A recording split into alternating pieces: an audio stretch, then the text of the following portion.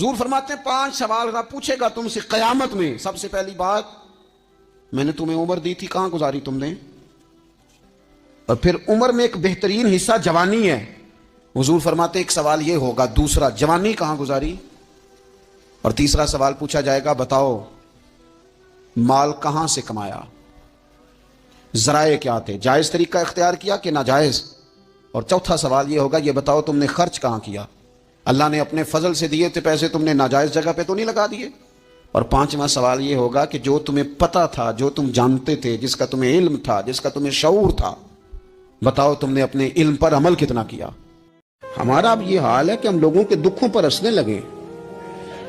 ہم کسی کے ہاں کوئی شخص تکلیف میں آتا ہے تو ہم اس کو کہکوں میں اڑاتے ہیں۔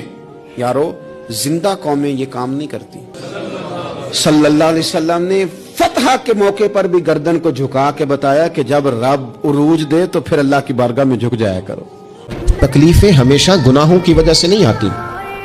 انسان دکھوں میں، مشکلات میں صرف اپنی غلطیوں کی وجہ سے نہیں الجھتا، بلکہ نبی پاک علیہ الصلوۃ والسلام نے فرمایا ہے، اللہ تعالیٰ کسی بندے کو کوئی درجہ دینا چاہتا ہے، اس کے اعمال اس طرح کے نہیں ہوتے کہ اسے درجہ دیا جائے، اللہ اسے کسی مشکل میں ڈال کے اس کے درجے کو بلند فرما دیتا ہے۔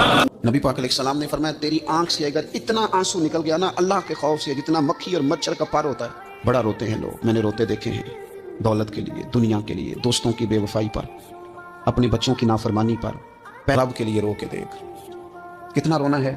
حضور فرمانے لگے جتنا مکھی اور مچھر کا پر ہوتا ہے نا، اگر اتنے آنسو رب کے خوف سے تیری آنکھ سے نکل گئے تو حضور فرماتے ہیں جس طرح بھینس کے تھنوں سے نکلا ہوا دودھ دوبارہ تھنوں میں نہیں نہ جاتا، اگر کوئی اتنا بھی رو پڑا جتنا مکھی اور مچھر کا پر ہوتا ہے تو اس بندے کو اللہ دوزخ میں داخل نہیں کرے گا۔